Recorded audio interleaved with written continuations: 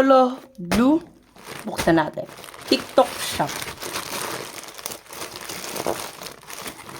Sulit. Yung. Yan siya. Yung. Kamayin na lang natin. Ayaw pa bumukas. Post ko lang. Bukan na. Buksan na natin. Hirap.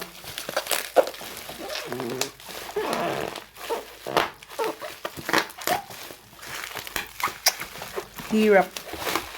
It's super hard.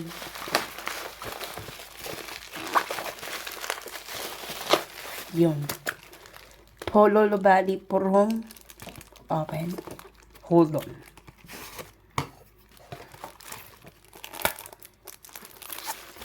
Lagyan natin ng light.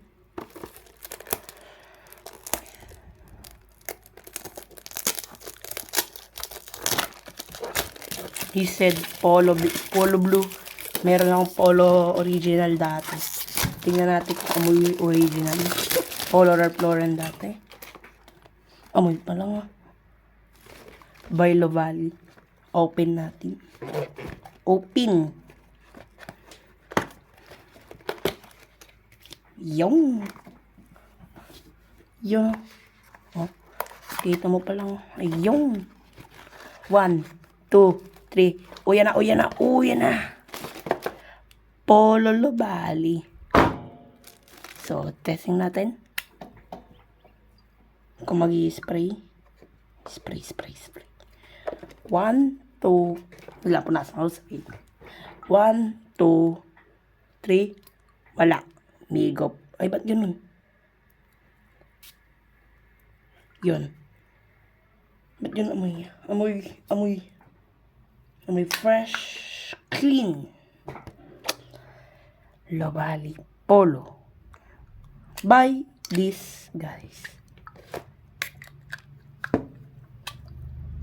Ang bango. Presentable lang ang amoy. Malayo siya sa bros. Bye. Dito pang spray nyo. Oh. Nakapaling. Decente, oh. Decente. Ah! Tumama. Reviewin natin. Hold on. Polo Lobali.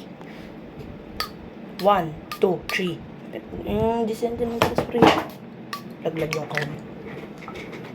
Sorry.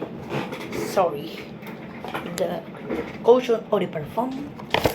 Decente ng pag-spray. Yun o. Maganda yung pagka-spray niya. May pagka-chip ito. Ayan ang ganda. At mabango. Bros Lobali. 2, 3.